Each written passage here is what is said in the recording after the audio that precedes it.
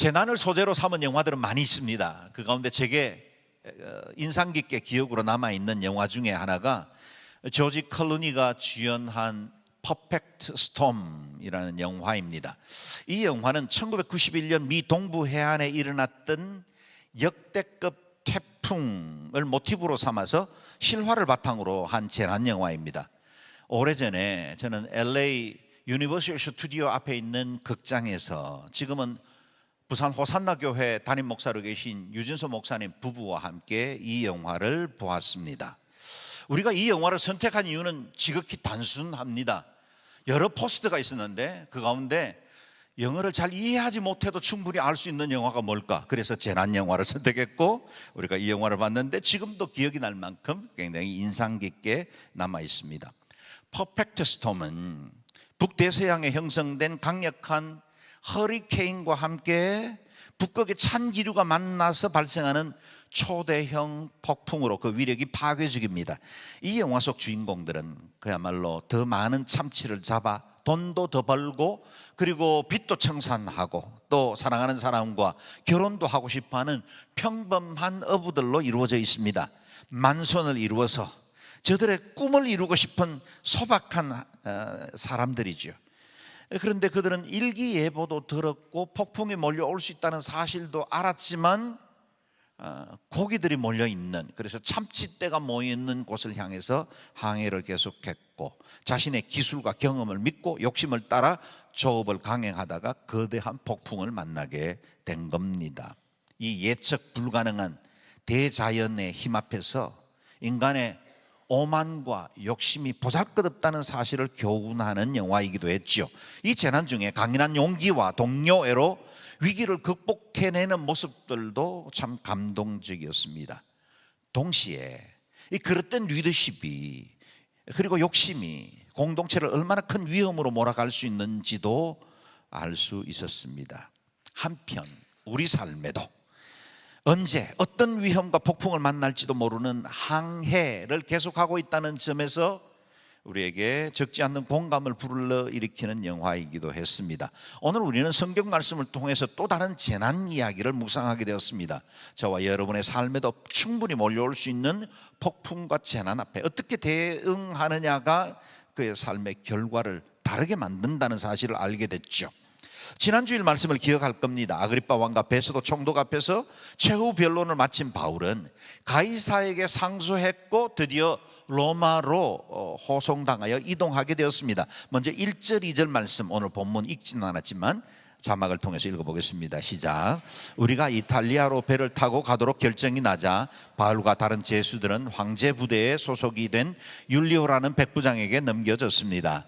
우리는 아시아 지방의 해변을 따라 항해하게 될 아드라무테노호를 타고 바다로 출항했습니다. 데살로니가 출신의 마게도냐 사람 아리스도가가 우리와 동행했습니다. 아멘. 가이사랴에서 2년 동안 미결수로 구금되어 있던 바울이 여러 차례의 신문을 받았고 동시에 자신의 생명을 해하려고 하는 유대 근본주의자들을 피해서 황제에게 상소함으로 로마로 가게 된 것입니다. 이 율리오라는 황제 부대에 속한 백부장이 이들 죄인을 호송할 책임을 맡았고 바울은 다른 제수들과 함께 아드라무테노라는 배 위에 올라 항해를 시작합니다. 죄수의 신분으로 떠난 그 길, 그런데 외롭지만은 않았습니다. 동행하는 사람들이 있었다고 말하고 있죠. 여기 우리와 동행했다고 말하는 이 우리의 저자가 누가이기 때문에 아마도 누가는 그와 함께 하고 있었고 동시에 데살로니가 출신의 마게도냐 사람 아리스다고도 역시 함께 이 여행에 참여하고 있었습니다. 아마도 의사 출신이었던 누가는 바울의 건강을 돌보는 일에 힘을 쏟았을 것이고 아리스다고는 바울과 함께 복음 전도지의 여행에도 함께한 동역자였을 뿐만 아니라 가장 긴 시간 바울과 함께 감옥 생활을 했던 사람이기도 합니다. 골로새서 4장에 보면 나와 함께 갇힌 아리스다고라고 표현한 것을 보면 바울에게는 그야말로 생명과 뜻을 같이하여 복음을 전파해온 신실한 동역자였습니다. 바울은 하나님만 바라보고 여기까지 달려왔습니다. 그리고 어떤 위험과 생명을 무너뜨리려고 하는 그런 위협 협박 앞에서도 흔들림 없이 사명의 길을 가고 있었죠. 그럼에도 불구하고 그 사명의 길에 함께 동행하는 동력자가 있다는 건 얼마나 큰 위로가 될까요? 여러분과 제가 걸어가는 이 믿음 생활에도, 우리가 해나가는 이 항해에도 좋은 믿음의 동력자들이 있죠. 우리의 신앙생활은 홀로 하지 않습니다. 나와 함께 예배하는 믿음의 성도들이 있고, 내가 봉사하고 섬길 때 뜻을 같이 하는 귀한 동력자들도 있죠. 이와 같은 것을 통해서 교회 공동체는 함께 자라나게 되어 있고, 또 동시에 성도들도 이 일을 통해서 위로와 격려를 받으며 함께 그리스도를 향해 지속적으로 성장할 수 있는 겁니다. 그러고 보면 저와 여러분은 동일한 배, Sailing to Heaven, 하늘을 향한 항해로 모여진 우리 영종원 누리교회에 함께하는 좋은 믿음의 동력자인 줄로 믿습니다. 일평생 저와 여러분 그리스도를 사랑하고 하나님의 나라 확장하는 일에 쓰임받는 좋은 동지로 뜻을 같이 할 수 있게 되기를 바랍니다. 이렇게 동력자들과 함께 시작된 항해였지만 그 여정이 순탄하지만은 않았습니다. 지도에서 본 바와 같이 루기아 지방 오른쪽 위쪽입니다. 무라 항구에서 이탈리아로 향하는 무역선 알렉산드리호로 갈아탔습니다. 그 이후부터 바람이 원하는 대로 불어주지를 않았습니다. 범선은, 바람을 따라 움직이는 그 배들은 바람의 방향과 속도가 굉장히 중요한데, 원하는 대로 바람이 불어주지 못하니 원하는 항로를 함께 할 수가 없었고 이탈할 수밖에 없었다라는 겁니다. 그런데 여러분 아십니까? 인생의 항해도 비슷하지 않습니까? 우리의 항해에 순풍만 불어오는 바다가 어디 있겠습니까? 모든 일이 형통하고 아무런 역풍이나 시련도 없이 마음먹은 대로 일들이 술술 잘 풀리는 인생이 어디 있겠습니까? 때로는 그 바람 때문에 내 삶의 모든 것이 뒤집혀 큰 손실을 보기도 하고, 때로는 역풍을 만나 한 걸음도 더 앞으로 진전하지 못한 채로 바람에 떠밀려 어디로 가는지도 모른 채 넋놓고 기다려야 하는 때도 있었죠. 그렇습니다. 실제 삶에는 순풍만 부는 바다는 존재하지 않습니다. 그럼에도 불구하고 우리가 주저앉자 낙심하지 않을 이유가 있다면 그 바람을 통해서 일하시는 하나님을 볼 수 있기 때문이죠.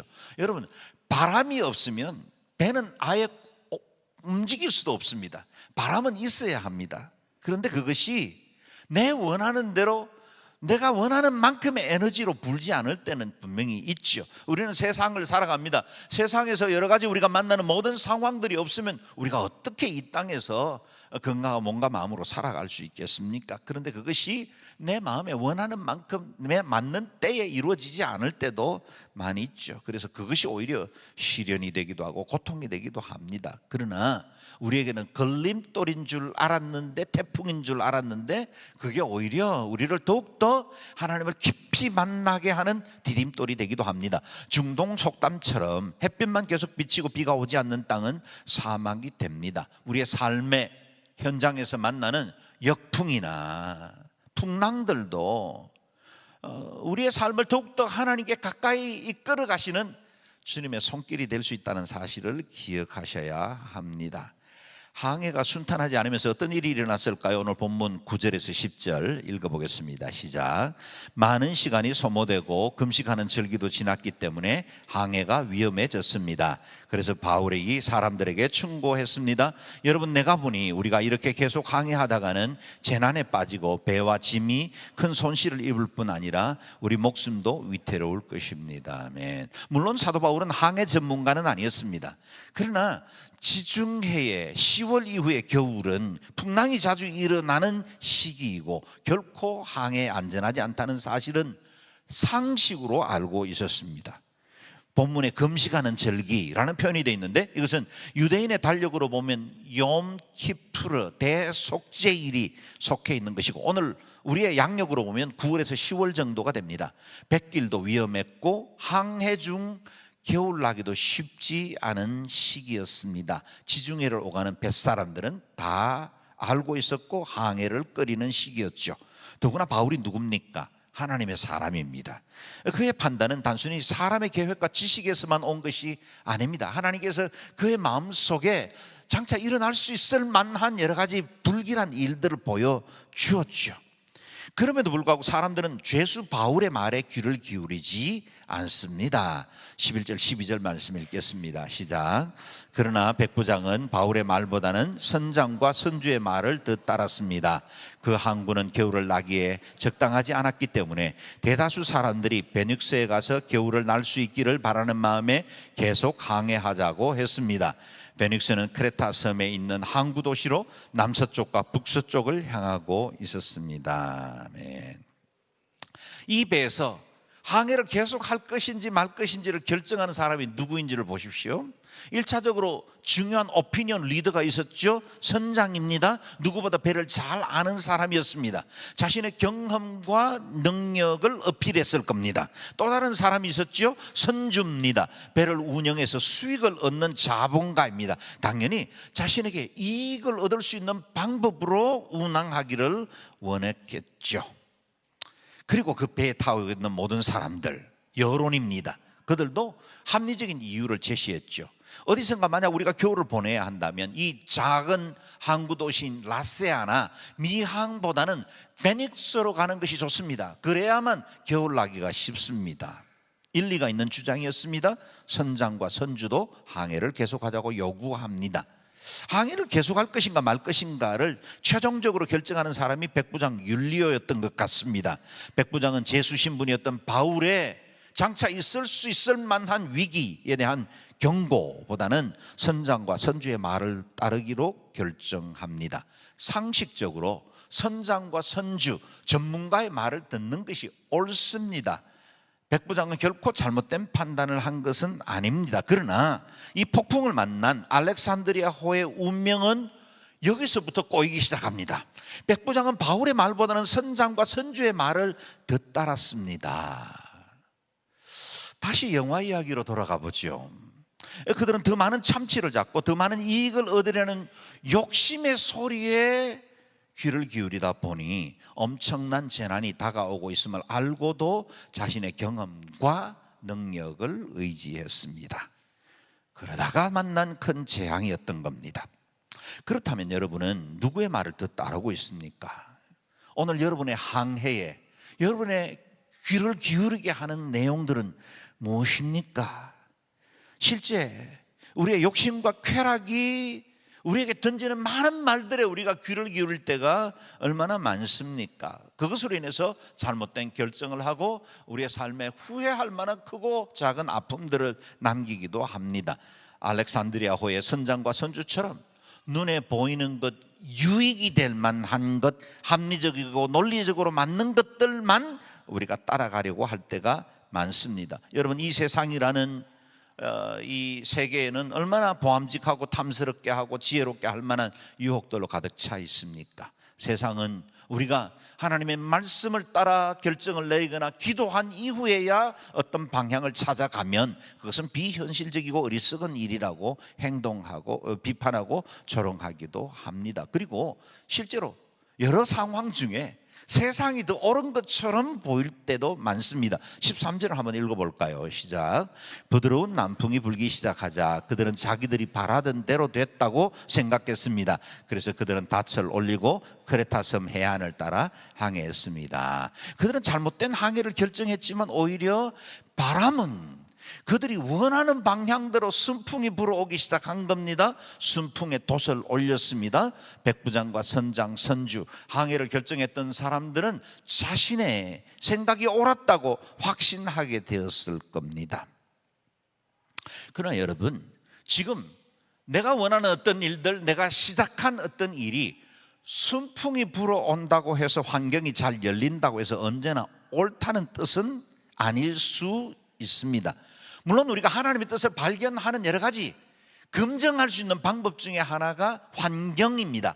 하나님께서 우리의 기도를 통해서 그 기도에 응답해 나가는 과정 중에 환경을 열어주시고 우리의 모든 상황들을 순적하게 돕는 사람들을 붙여줌으로 하나님이 함께 하신다는 것을 확인할 수는 있죠. 그러나 그렇다고 해서 반드시 그것이 하나님의 뜻과 일치한다고 단정해서는 안 됩니다. 선지자 요나가 하나님의 명령을 거역하고 다시스로 도망가려고 욥바 항구로 내려갔는데 때마침 욥바로 향하는 배가 그를 기다리고 있었습니다. 여러분, 당시에는 이렇게 운항이 많은 때가 아니었습니다.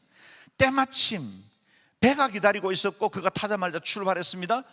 우리를 위해서 하나님이 길을 열어주신 것이다라고 착각할 수 있을 만한 일입니다. 그러나 그 배는 멀리 가지 못해서 풍랑이 일었고 그곳에 많은 물질들도 다 잃어버렸고 수많은 사람들이 고통을 당하고 요나 자신도 물속에 던져져서 물고기 속에 갇혀야만 했던 겁니다. 환경이 열린다고 해서 다 옳은 것은 아니다는 겁니다.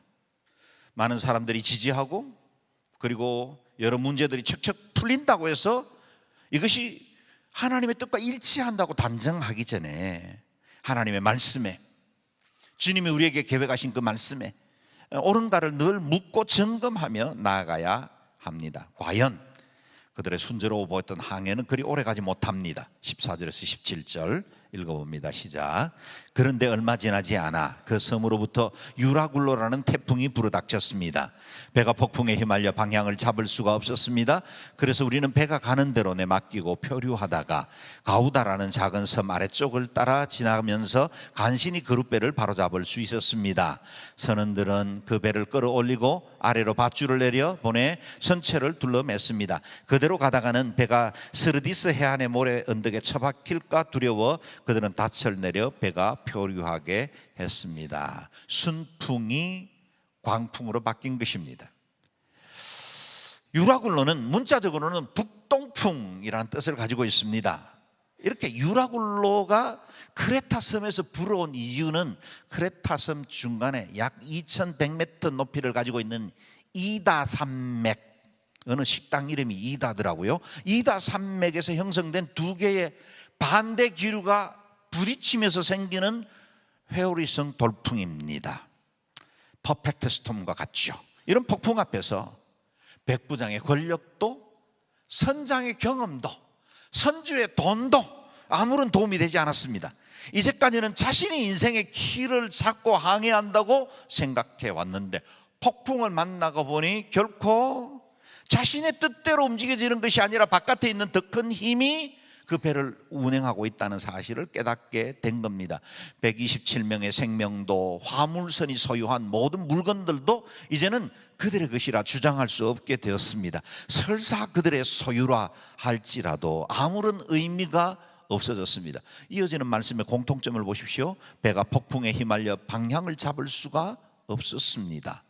배가 가는 대로 내맡기고 표류하다가 배가 표류하게 되었습니다. 이 모든 말들의 공통점은 수동태입니다. 여러분, 우리의 삶이 능동태처럼 살아가는 걸로 착각하며 삽니다. 내가 내 인생 개척하고 내가 수고해서 여기까지 이르렀고 자수성가했고 내가 노력하지 않으면 우리 가정 큰일 겪고 내가 우리 아이들 다 책임졌고 우리 가정 여기까지 이끌어왔다, 그렇게 착각하기가 쉽습니다. 능동태인 줄 알고 있죠. 그러나 우리의 삶은 큰 위기와 재난을 만나면 그게 내 힘으로 사는 게 아니었구나, 은혜였구나, 하나님의 그 도우시는 은혜, 주께서 예비하신 그 풍성한 복이 있었기 때문에 내가 이와 같이 살아갈 수 있었다는 사실을 깨닫게 됩니다. 우리가 평소에 이 사실을 잘 알고 살았다면 더욱더 주님의 뜻 발견하며 인생을 지혜롭게 살 수 있을 텐데 대부분 우리는 큰 재난과 질병, 고난을 만나고 나서야 비로소 깨닫습니다. 그렇죠. 우리는 작은 폭풍 앞에서도, 질병 앞에서도, 실패 앞에서도 어쩔 수 없이 무너지고 소망을 잃어버리는 연약한 인생들이지요. 그런데요, 아이러니컬하게도 내 삶의 주인이 내가 아니라는 것을 깨달을 때 진정한 안정감이 내 마음을 채우기 시작합니다. 큰 짐을 내려놓은 후에 얻는 자유함 같은 것이죠. 내가 주인인 줄 알고 아등바등 살아갈 때는 늘 불안하고 두려웠고 긴장해야만 했었는데 내가 더 이상 아무것도 할 수 없고 이제는 더 이상 내 능력 밖의 일입니다라고 생각할 때 그때 임하는 평화 느껴보셨나요? 그건 내가 맡긴 인생이죠. 마치 오늘 배를 그 표류하는 대로 내버려둔 것처럼 그랬을 때 이제 그 다음부터는 수동태 인생임을 알고 또 다른 어떤 힘에 대해서 바라보고 그 손을 의지하는 평안이 임하기 시작한다는 겁니다. 풍랑 속에서, 우리의 삶의 고난 속에서 배우는 교훈이 뭘까요? 중요한 것과 중요하지 않는 것을 구분하는 법을 배웁니다. 18절에서 21절 읽겠습니다. 시작. 우리는 폭풍에 몹시 시달리다 못해 이튿날에는 선원들이 짐을 바다에 던져넣기 시작했습니다. 3일째 되는 날에는 선원들이 배의 장비들을 자기들의 손으로 내던졌습니다. 여러 날 동안 해와 별도 나타나지 않고 폭풍만 계속 불어닥치자 결국 우리는 구조될 모든 소망을 포기했습니다. 폭풍 속에서도 해볼 방법은 다 찾아봅니다. 그렇잖아요. 우리도 어려운 일들 만나면 할 수 있는 방법 다 찾아보죠. 뭐 친구도 찾아가 보고 은행도 가봅니다. 그리고 유명한 명의도 찾죠. 내가 알고 있는 친구, 그동안 나와 함께 의지해왔던 가까운 친척들을 찾아가기도 합니다. 다 해보죠. 그런데 그 모든 것들이 무의로 돌아갔을 때, 그제서야 사람들은 배 안에 있는 짐들을 바다로 던지기 시작한 겁니다.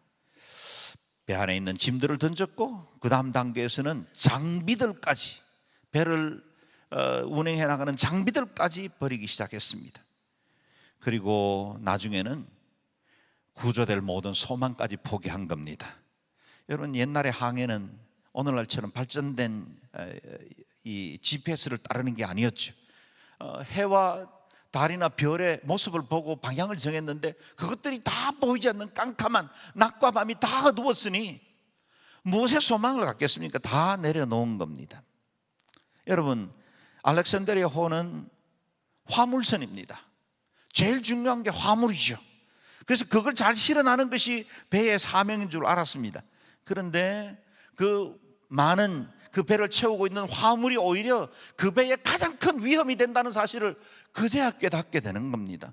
그동안 그 장비를 의지하면서 여기까지 왔습니다. 그런데 그 장비도 결코 자신들에게 도움이 되지 않고 도리어 침몰할 만한 위험이 된다는 사실을 알고 그것조차도 버리게 된 겁니다. 그래서 삶에 불어닥친 폭풍을 통해 우리는 더 중요한 것이 무엇인지를 배우게 됩니다. 우리도 인생을 항해에 비유하기도 하죠. 우리가 헤쳐나가는 여러 항해 가운데 원치 않게도 우리가 고난을 만나기도 하고 큰 태풍을 만나기도 합니다. 그럴 때 우리 자신을 다시 돌아보게 되는 거죠. 내 배에 실려 있는 건 무언가? 내가 도대체 어떤 짐들로 내 배를 가득 채우고 있는가?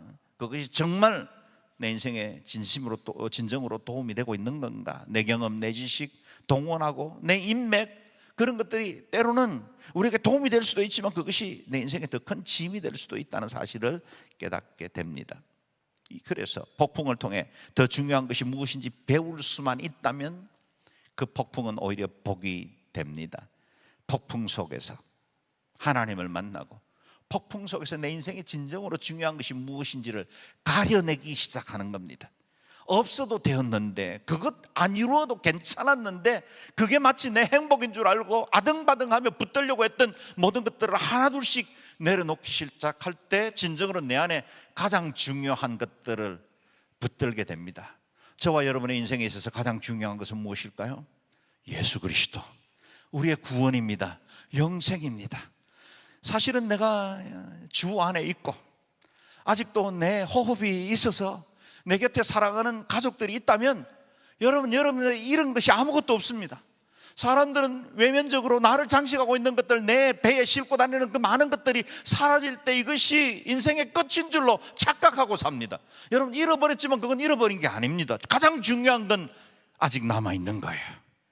저와 여러분의 인생 안에 폭풍 속에서 하나님을 만날 수 있게 되기를 바랍니다. 그리고 우리 곁에 있는 가장 소중한 사람, 그 사람 붙들고 있다면 그것이 내게는 가장 큰 재산이라는 것도 깨달아 알 수 있게 되기를 바랍니다.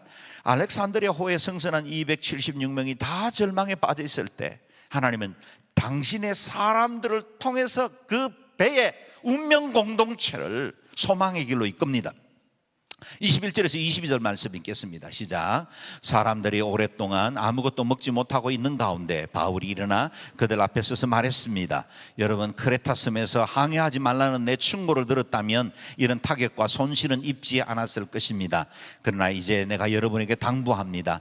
여러분 가운데 아무도 목숨을 잃지 않고 배만 손상을 될 것이니 안심하시기 바랍니다. 아멘. 바울은 먼저 이 고난이 어디서부터 비롯되었는지를 짚습니다.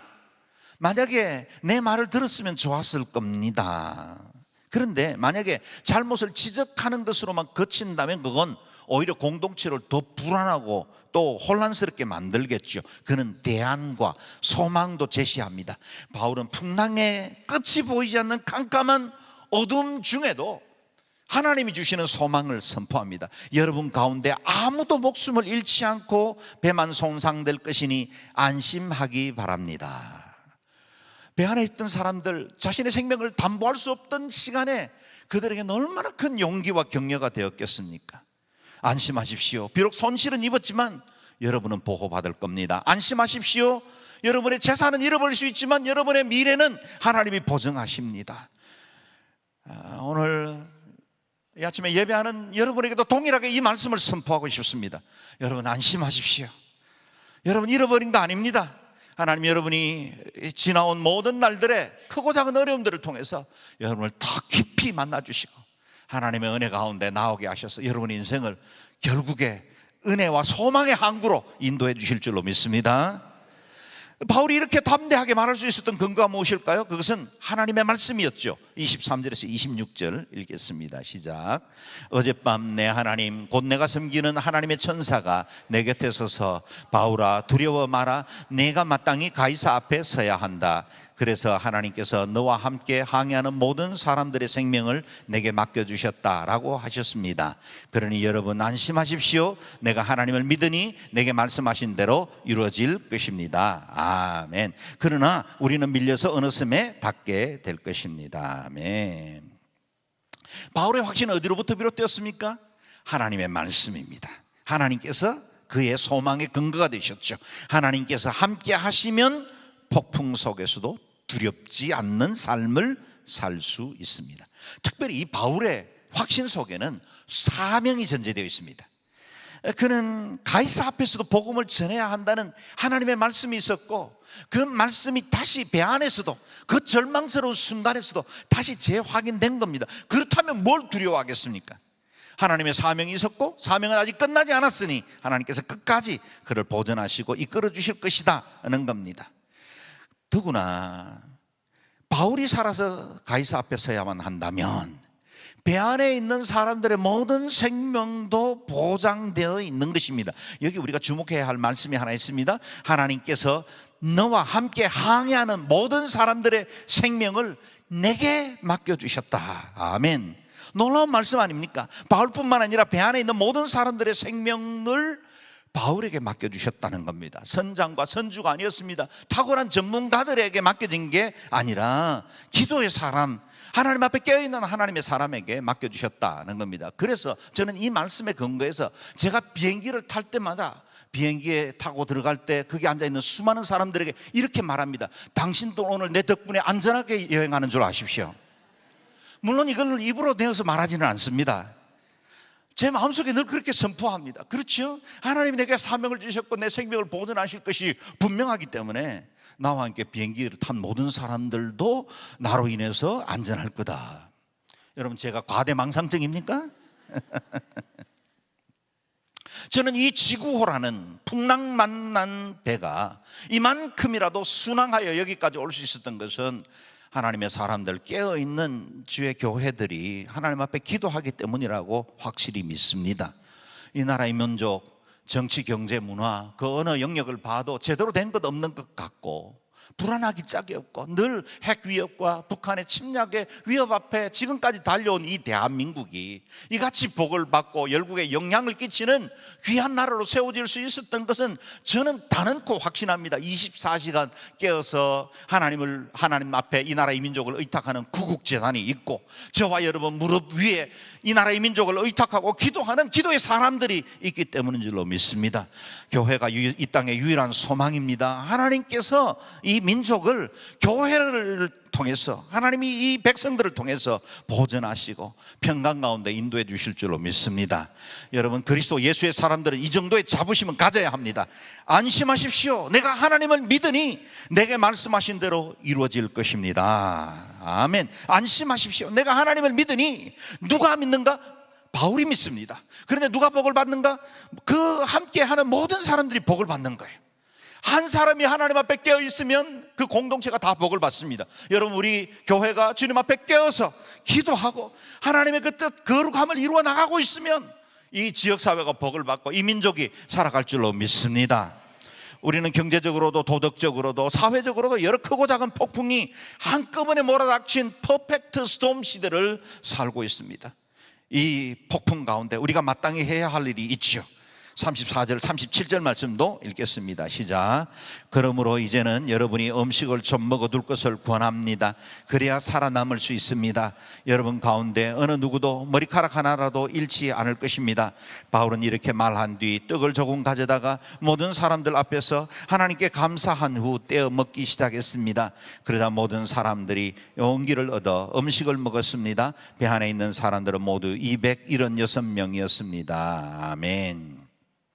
바울이 배 안에 있는 모든 사람들을 위로하고 격려하며 소망을 줍니다. 그리고 바울이 먼저 본을 끼쳐 음식을 떼어 먹으며 그들과 함께 음식을 나눠 먹고 살 소망들을 갖자고 도전을 한 겁니다. 여러분, 오늘 우리 시대에도 많은 사람들이 포기하고 좌절하는 시대죠. 여전히 OECD 국가 가운데 자살률 1위로 십수년을 달려오는 이 대한민국, 절망을 향해서 치닫는 사회가 아닌가 싶습니다. 많은 젊은이들이 삼포, 오포 포기하고 있습니다. 50만 명 정도가 군 부대에 입대했지만 동시에 50만 명 정도의 청년들은 히키코모리, 자기들의 그 공간 안에서 더 이상 나오지 않고 사회와 단절한 채로 살아가는 시대가 되었습니다. 우리 주변에 정말 소망이 던져져야 하고 하나님의 말씀이 증거되어야 할 얼마나 많은 사람들이 있는지 모릅니다. 여러분, 저와 여러분이 이 세상에 소망이 될 수 있게 되기를 바랍니다. 저와 여러분을 통해서 위기만만 이 세상 한가운데, 퍼펙트 스톰 가운데 투쟁하며 살아가는 사람들 가운데 이 배의 영적 지도자가 되어 이 땅에 비전을 선포하고 소망을 주고 교회가 이 세상의 유일한 대안이 되고 이 땅에 하나님의 나라 이루어나가는 일에 쓰임받는 주님의 친백성들 되시기를 주의 이름으로 축원합니다. 아멘.